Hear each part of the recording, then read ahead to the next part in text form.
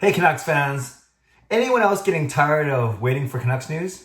I'm Clay Emo, I'm at Canuck Clay on Twitter. I'm at Clay Emo on Instagram. I'm the founder of the GLCPC, the Good Looking Canucks Positivity Club. This is my Canucks take all in one take.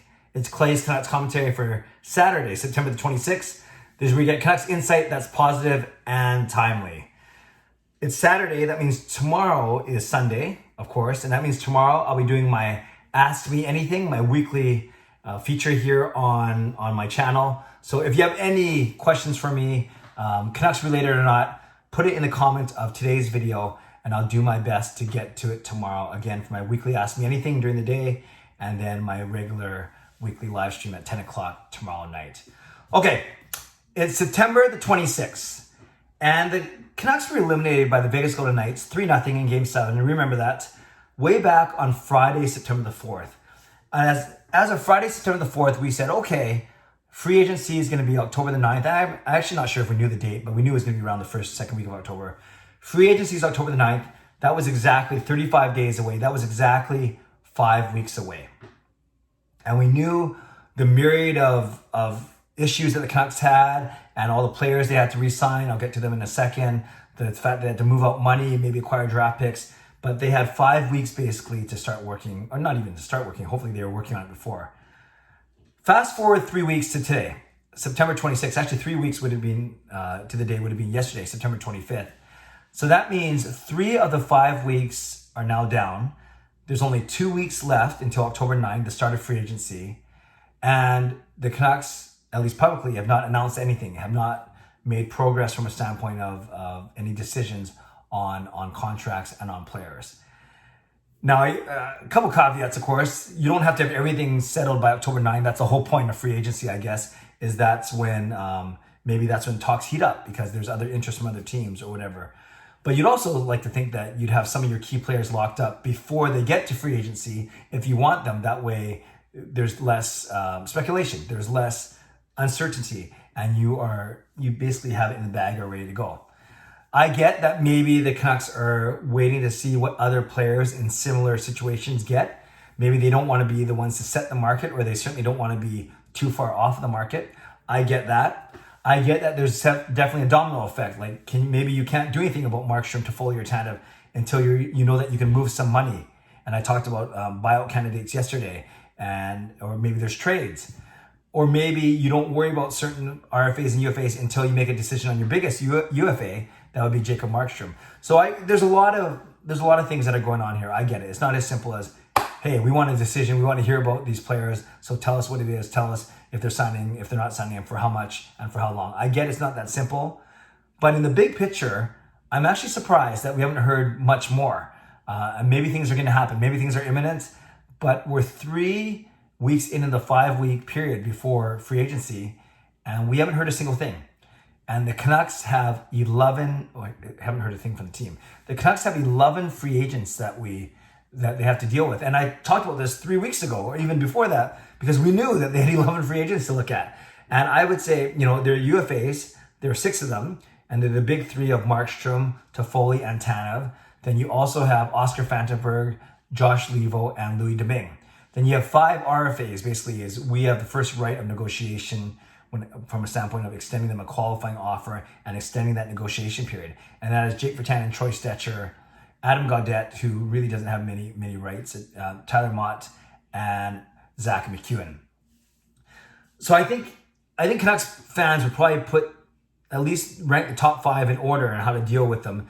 Right now, it sounds like it's Markstrom, it's Toffoli, it's Tanev, and then it's the 2 RFAs, Virtanen and Stecher, and we're hearing a lot more about, at least we hear more about Virtanen than Stecher. So let's talk about these 5 guys, these 5 priorities kind of, and again, under the understanding that there's a snowball effect, there's a domino effect, there's a trickle-down effect, whatever you want to say, and that's maybe why things aren't happening as fast as we expect them to, or at least maybe some impatient fans like me want them to.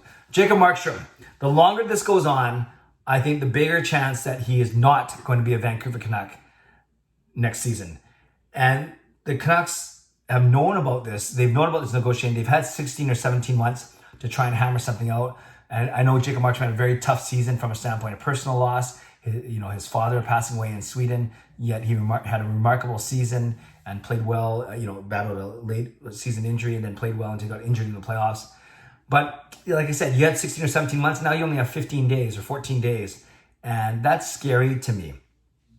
Did Thatcher Demko's 3-game performance make the Canucks, give them pause, make them think that maybe they could play a bit of hardball with Jacob Markstrom? Perhaps. You don't want to read in too much into a 3-game sample size, but still, that was a pretty good 3-game sample size when you combine it with already what we know about Demko, his work ethic, his leadership, his integrity, and of course, in the most high pressure position you can be put in elimination games in the Stanley Cup playoffs against a very good team. That was pretty good. That's a pretty good audition for Thatcher Demko. I read other bloggers and analysts and journalists, and a lot of them are including Jacob Markstrom in their top UFAs to go after lists. And these teams are interested in him, like Calgary, like Edmonton, like Colorado, like Detroit, like Chicago, like Toronto. So, I wouldn't be surprised if Jacob Markstrom is indeed does not play again for the Canucks, which is crazy when you think about it. The second one, Tyler Toffoli, I'm more optimistic on him in that everyone I hear, everyone that I've talked to, they're thinking that will be a done deal, and maybe a 4-year deal, somewhere between $4.5 and $5 million is kind of being reported. And if that's the case, and if Southern California, his presumed first choice, if none of those teams have the money or that's not the direction they want to go with, then yeah, I think Vancouver is the next best spot for him. And I would love for him to stay, keep our top 6 as strong as it can be. Because if you lose Toffoli or Besser to a trade, which I know you guys know I don't think is a good idea, you're going to be looking for another top 6 swinger.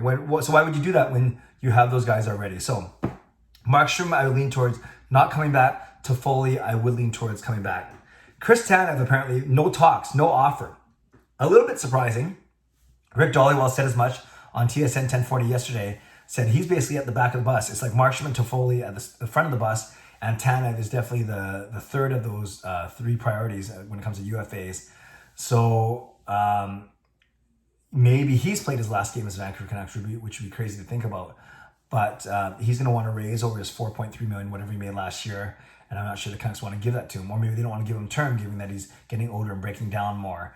So we'll see. That'll be an interesting one, but that's been even quieter than the Markstrom and Toffoli front. So that's a little bit surprising to me. So maybe we should prepare ourselves for a Chris Tanev exit. Then the 2 RFAs, Jake Virtanen has been in the news more. Most people, the general sentiment is he's not going to be worth whatever an arbitrator might award him if the Canucks don't sign him prior to arbitrator coming in. So, and that could be up to $3 million. And the Canucks simply don't have that money, especially if they can't move anyone else of the bottom 6 out. I talked yesterday about Senator Beagle, Roussel, Eriksson, and Berchi. So that will be interesting to look at. But, what's Virtanen going to make on the open market if a lot of other fan bases are seeing what we're seeing, this potential good regular season player, but very streaky, could be an impact player, but hasn't put it all together yet. And then even quieter than the Chris Tanev front is the Troy Stecher front. And that makes sense. They both play on the right side. And I think maybe what happens with Stecher is going to be predicated a little bit on what happens with Chris Tanev. If you lose Tanev, I don't know if you can afford to lose Tanev and Stecher, 2 of your 3 right shot D-men. So maybe if you lose Tanev, you're more apt to bring in Stecher. But again, is this a Ben Hutton situation where the Canucks are afraid the arbitrator's going to award him $2.5-3 million, and maybe the Canucks don't think that's worth it for a guy who could be likely average out to a 3rd pairing defenseman. So all to say, not a lot of movement. I'm a pretty patient person, and even I'm getting impatient. So I'm not saying that Jim Benning and his crew aren't working the phones. It sounds, from what I hear, they're very active. They're one of the most active teams right now when it comes to trades, when it comes to moving out money. And of course, easier said than done. But, it is 2 weeks until the free agency period begins. And I expect that we'll start to hear things, hopefully this week. But I've been saying that for the last 3 weeks. So we'll see.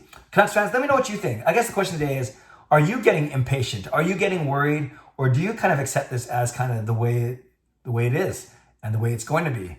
Because there's so much uncertainty with the cap, with the flat cap, and with COVID. There's so much uncertainty already. We shouldn't expect things to happen quickly. Let me know what you think. I'm really curious as to your thoughts to the situation. And are you surprised that we haven't heard much about any of those 5 players, any of our 11 free agents, come to think about it? So leave a comment below. I love to read, react, and reply. Also, you can leave a question for tomorrow. And if it's done in a question, then I'll know it's from my Ask Me Anything tomorrow. Maybe just mark it AMA for Ask Me Anything. And I'll make sure that I flag it for tomorrow's vlog. So let me know. Are you getting impatient like I am? Or are you fine with just thinking that things will happen as they happen? Would love to know what you think. In the meantime, subscribe if you'd like to. Like this video if you'd like to. Take care of yourselves, take care of each other. Stay safe and stay healthy. Have a great day. God bless. And go Canucks go.